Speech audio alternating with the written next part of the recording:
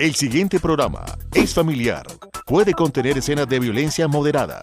No contiene escenas de sexo. Para mayor comprensión de los menores de edad, debe ser visto en compañía de un adulto responsable.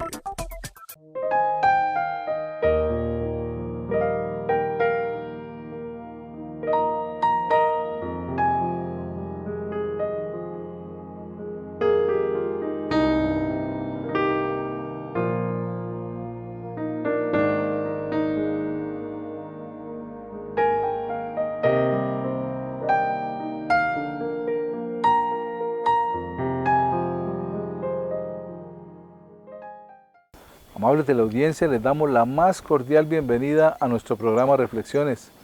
Y también le damos gracias a Dios por sus vidas y por permitirnos entrar hasta sus hogares para tener esta media hora de reflexión en la palabra de Dios, pero también temas que nos invitan a pensar un momento y a reflexionar en nuestro corazón. En esta oportunidad el pastor Eliseo Torres ha preparado un tema y lo ha titulado Hágalo ya. Quédese con nosotros.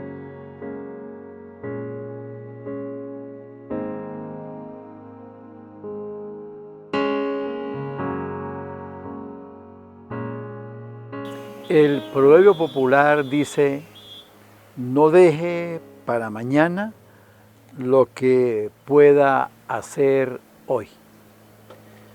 Y aunque tiene toda la verdad, aunque tiene todo lo que tenemos nosotros que aplicar, tal vez a todos nos ha pasado que tenemos que hacer algo y decimos, después lo hago, y cuando nos damos cuenta se fue el tiempo y no lo hicimos. Tal vez un ejemplo muy común. Nos acordamos que un amigo está cumpliendo años y entonces decimos, voy a llamarlo. Bueno, lo llamo más tardecito y no lo hacemos en el momento en que nos acordamos.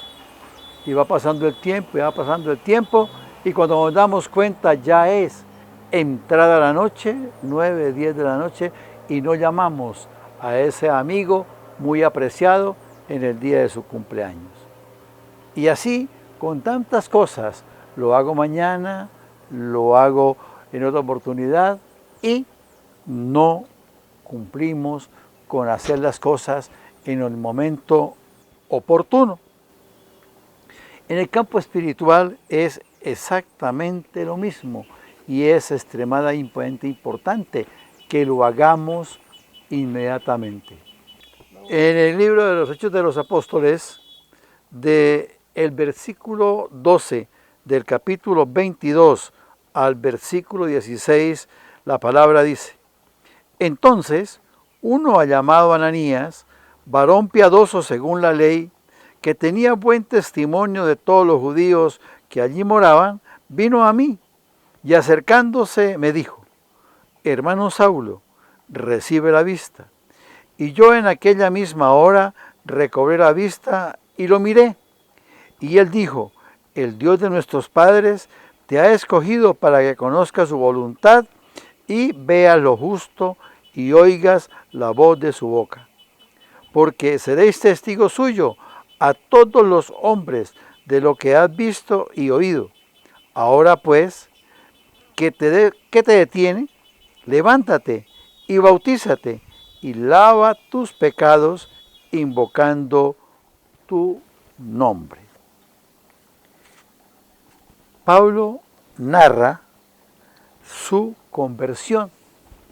La conversión de Pablo o de Saulo a Pablo es muy importante. Es el mejor o el más productivo de los apóstoles. Y en el capítulo 9 del libro de Hechos narra la conversión. Pero ahora en el texto que acabo de leer es Pablo el que está haciendo mención, dando testimonio ante las autoridades, haciendo una defensa.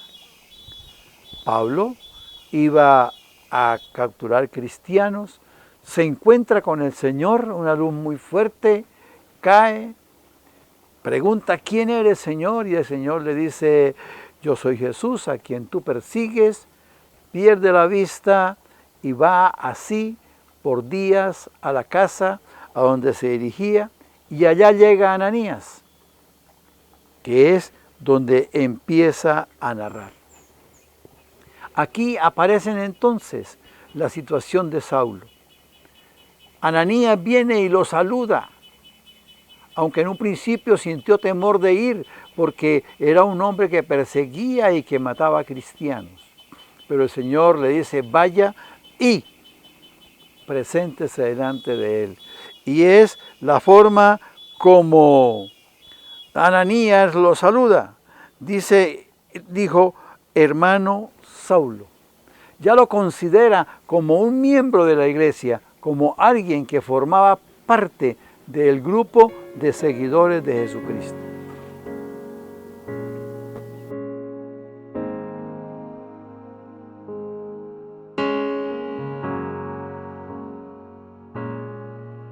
La telaraña. Cuenta la historia que dos malhechores perseguían a un hombre por un terreno lleno de montañas y cuevas. El hombre corría desesperado por su vida.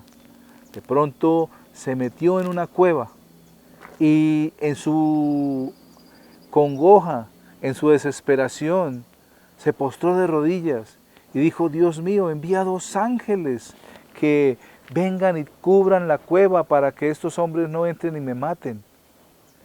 El hombre se quedó un momento expectante y cuando vio fue que apareció una pequeña arañita. Volvió y oró, dijo, Señor, te pedí ángeles y me mandas una arañita. La arañita se hizo a la puerta de la cueva y empezó a tejer la telaraña. Los hombres se acercaban cada vez más, entraban en cada cueva y la revisaban a ver si aquel hombre estaba allí. Y los malhechores seguían en ese propósito de ir y asesinar a este joven. El hombre decía, Señor, pon un muro de protección allí, un muro que tape esta cueva para que no puedan entrar. Y él abrió los ojos y miró, expectante, a ver si aparecía el muro, y la arañita seguía tejiendo la telaraña. Los hombres ya estaban en la cueva contigua en la que él se encontraba, y de pronto salieron y llegaron allí.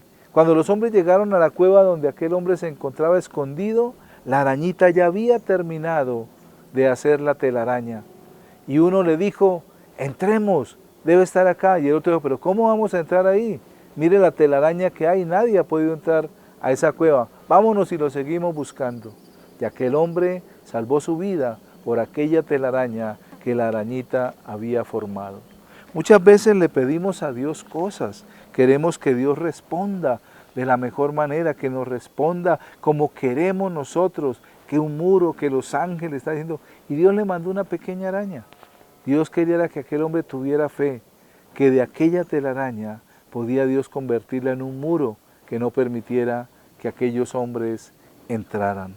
La palabra nos dice en la epístola del apóstol San Pablo a los Romanos, en el capítulo 8, en el versículo 26 la palabra. Y de igual manera el Espíritu nos ayuda en nuestra debilidad, pues ¿qué hemos de pedir como conviene? No lo sabemos, pero el Espíritu mismo intercede por nosotros con gemidos indecibles. Debemos recordar que Dios nos responde. A veces pensamos que no nos oye o que no nos va a responder, pero en las cosas más mínimas, Él siempre nos va a responder. Y debemos recordar que muchas veces Dios no nos da lo que le pedimos, pero sí nos da lo que nos conviene. Reflexionemos.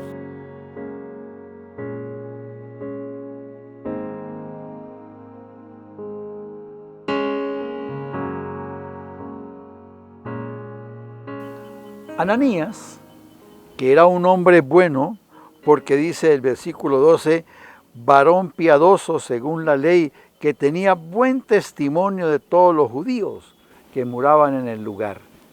Qué hermoso es que en nuestra vida, así hayamos tenido la vida que hayamos tenido, al tener un encuentro con Jesús, al tener un encuentro con Jesucristo, nuestra vida se transforme y entonces podamos ser de testimonio para las personas que nos rodean.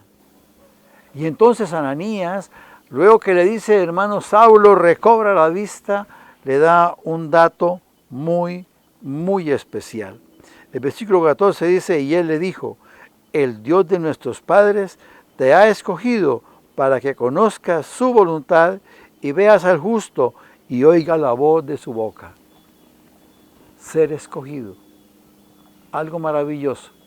Cuando alguien importante nos escoge para un cargo, para una actividad, nos sentimos privilegiados. Pero en este caso le está diciendo Ananías a Saulo, usted ha sido escogido. Y hoy pudiéramos decir, nosotros hemos sido escogidos. Amable televidente, porque el Señor nos ha escogido para escuchar su palabra, para enterarnos de los dichos de su boca. No son muchos los que a esta hora están oyendo de su palabra, están conociendo de su palabra, pero nosotros tenemos esa bendición. ¿Por qué? Porque hemos sido escogidos de Dios. Y es para escuchar su palabra. ¿Pero qué significa que escuchemos la palabra de Dios? Significa no solamente que oigamos, no significa que de pronto digamos, uy, tan bonito. No, escuchar la palabra de Dios es vivirla, ponerla en práctica, obedecerla, porque el Señor quiere que nosotros seamos hacedores de su palabra, no solamente oidores. Que el privilegio que estamos teniendo hoy de escuchar su palabra, lo llevemos más allá de vivirla, de ponerla en práctica. Y entonces no podemos dejar para otro día, no podemos dejar para mañana. No, porque entonces nos va a faltar tiempo. Entonces, ahora, Ananías vuelve y le habla. Y después de que le ha dejado conocer la palabra, le dice, ahora pues, ¿por qué te detienes? Levántate y bautízate y lava tus pecados, invocando tu nombre. Cuando le dice, ¿por qué te detienes? Es porque desea que actúe inmediatamente. La Nueva Traducción Viviente dice, ¿qué esperas? Como diciendo, hágalo ya o hazlo ya. El paso de tomar la decisión, de oír la palabra, de vivirla, de ponerla en práctica, no tiene espera. Y como le dijo Ananías a Saulo, ¿qué lo detiene? ¿Qué espera? Levántese y hágalo de una vez. Que nuestra vida sea cada día transformado por la palabra de Dios que escuchamos.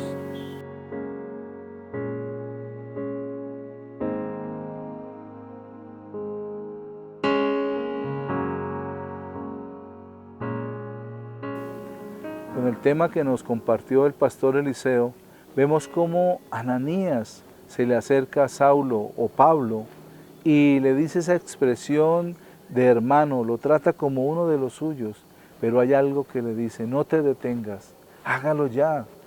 Él había recuperado la vista a través de la oración que Ananías había hecho enviado por Dios mismo, pero luego le dice, hágalo ya, y lo invitó no solamente a creer, sino a bautizarse también para sellar ese compromiso que Dios había hecho con él.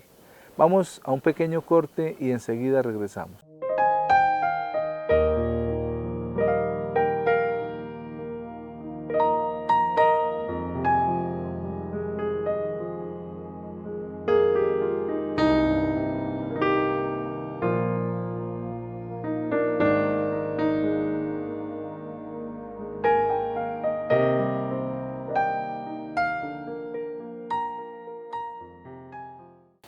Continuando con nuestro programa, el tema que he preparado para compartirles lo he titulado viendo con el corazón. Quédese con nosotros.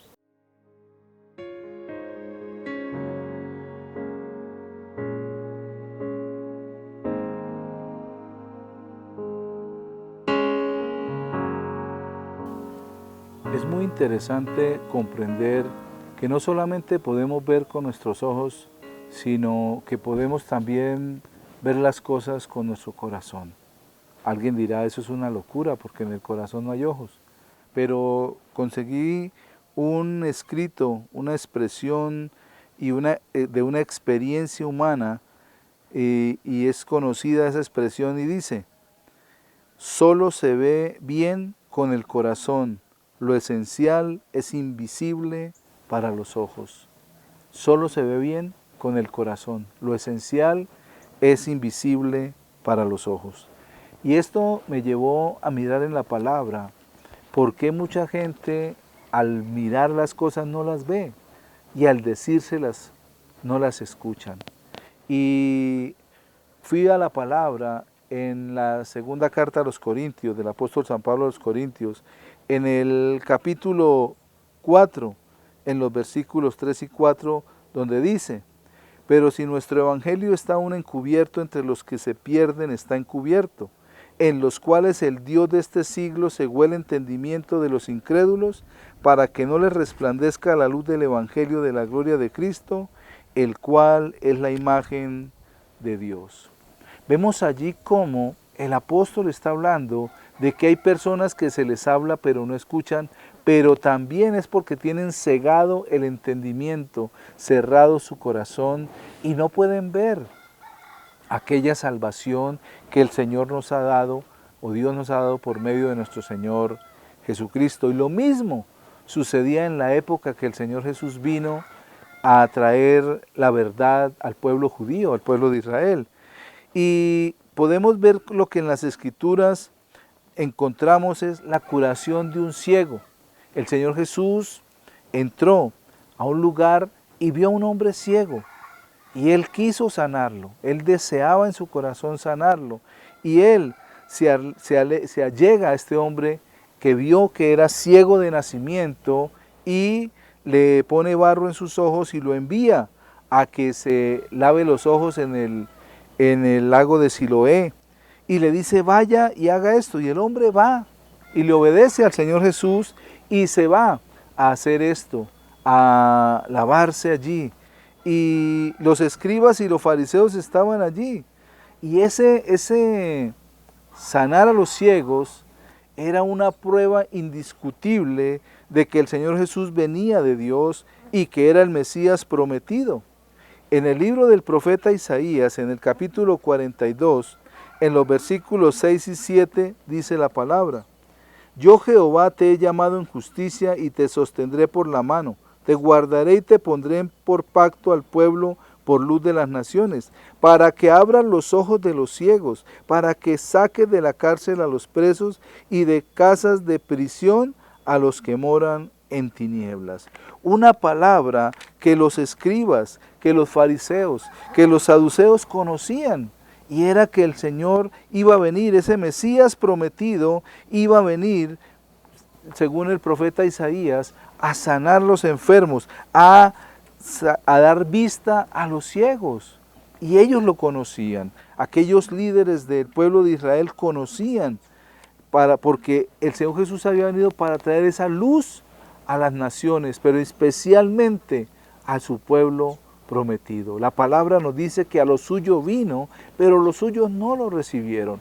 Y ellos estaban esperando un Mesías con otro propósito, que los liberara de ese yugo romano, que les quitara esas cadenas y esos grilletes que les habían puesto, porque había venido un imperio sobre ellos para manipularlos, para tomarlos. Y los rabinos, escribas, fariseos y saduceos lo sabían bien. Sin embargo, cuando el mendigo ciego volvió sano del estanque de Siloé, rehusaron creer.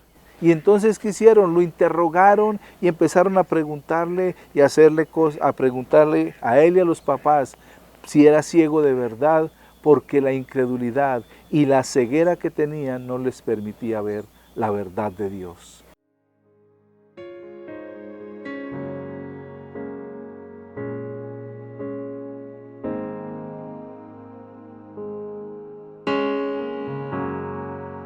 los dos esclavos.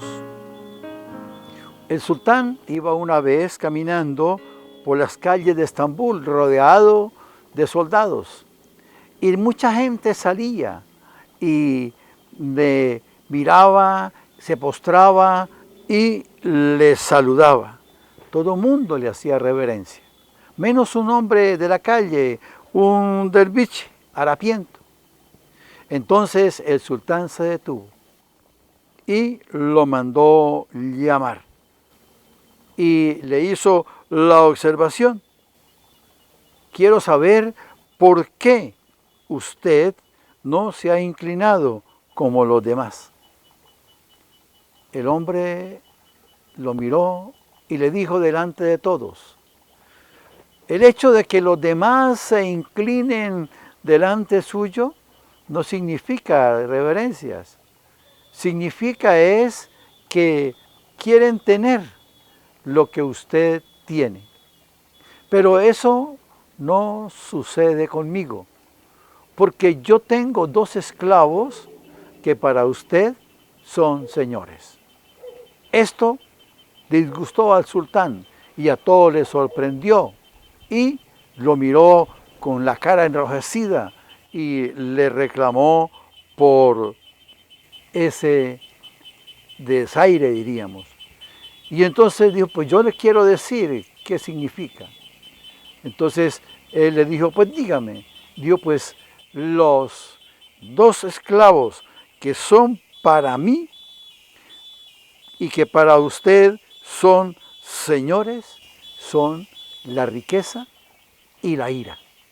Yo ya no sufro de eso, ni por riquezas, ni porque me preocupe los disgustos. Lo que para usted son esclavos, lo que a usted lo tienen como esclavo, para usted son señores, para mí son mis esclavos. ¿Cuántas veces vivimos pendientes de los reconocimientos, de las exclamaciones, pero no nos damos cuenta que estamos siendo esclavos? El libro de Eclesiastés, en el capítulo 5, versículo 10 dice: el que ama el dinero no se saciará de dinero, y el que ama el mucho tener no sacará fruto. También esto es vanidad. No dejemos que seamos esclavos sin darnos cuenta de cosas que anhelamos. Reflexionemos.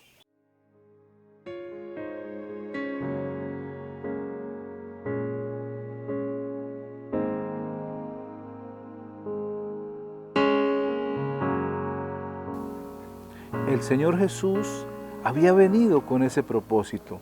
Había una profecía de parte de Dios a través del profeta Isaías que Él vendría.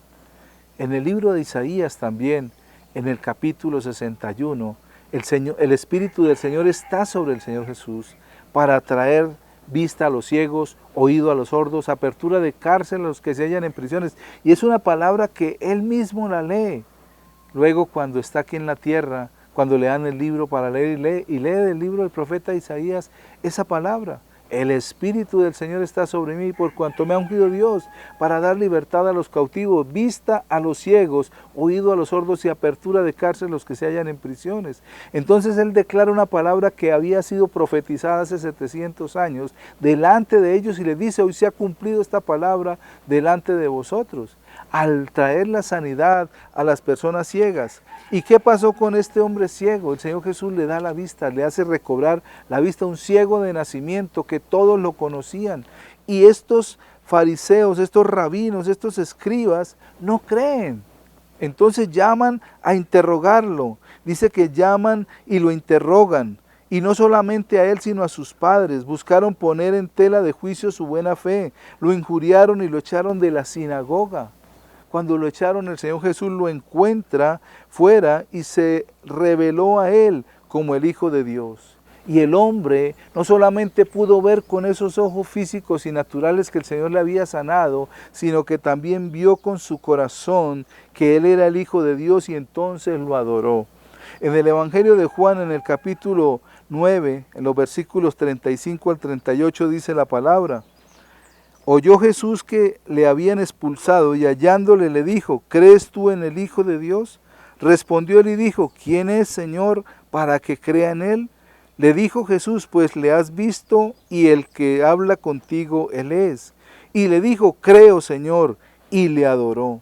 Aquel hombre recibió no solamente la vista, recibió no solamente la visión de sus ojos naturales, sino también tuvo esa expectativa de ver con su corazón, porque vio al Hijo de Dios allí parado, allí enfrente de él, aquel que lo sanó, aquel que vino para que se cumpliera la palabra, estaba en ese momento obedeciendo al Padre, pero también trayendo esa sanidad a los que se hallaban enfermos. Entonces podemos ver cómo aquel ciego estaba viendo con sus ojos y también con su corazón. ¿Qué pasó? Los verdaderos ciegos son los que están en las tinieblas morales. A esto Jesús les dice que ellos no podían ver, que ellos no eran ciegos físicos, pero su corazón estaba cegado. Ahí mismo en el capítulo 9 del Evangelio de San Juan, en los versículos 40 y 41 dice la palabra: entonces algunos de los fariseos que estaban con él al oír esto le dijeron: ¿acaso nosotros también somos ciegos? Jesús le respondió: si fuerais ciegos no tendríais pecado, mas ahora porque decís vemos, vuestro pecado permanece. Y él les dijo a los fariseos que eran ciegos, le dijo: fariseos ciegos que cuelan el mosquito, pero el vaso está sucio y se toman el agua así.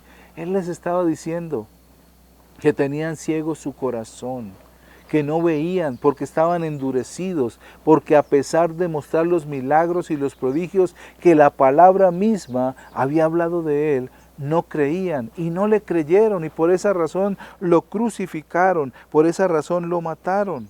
Entonces, ¿qué sucede? Ningún milagro los podía convencer, o no convence a aquel que ha decidido rechazar a Jesús. Y eso fue lo que hicieron ellos, rechazarlo. Entonces ningún milagro los va a convencer. El incrédulo niega lo evidente, no puede creer porque dice, como nos dice el versículo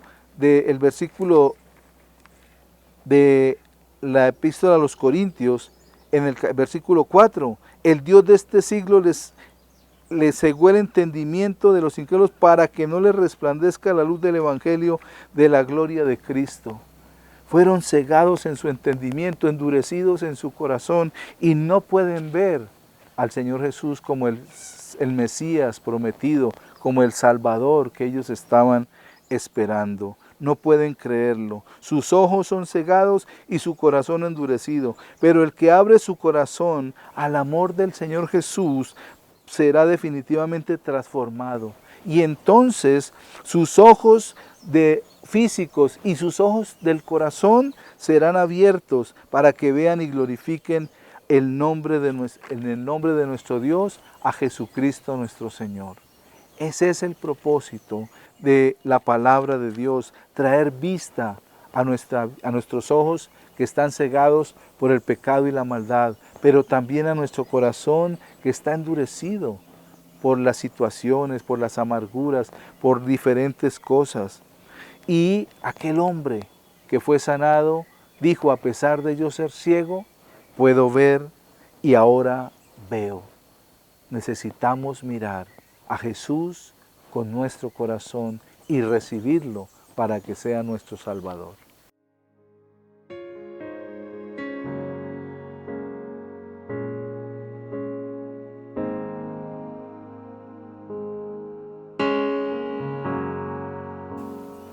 Cuando la palabra de Dios viene a nuestra vida, trae un propósito de parte de Dios, y es transformarnos, es quitar todo entenebrecimiento de nuestra mente, toda ceguera espiritual de nuestro corazón, y de esa manera sacarnos a la luz para poder ver la realidad de la palabra, pero también para poder conocer aquel Verbo que se hizo carne y habitó entre nosotros.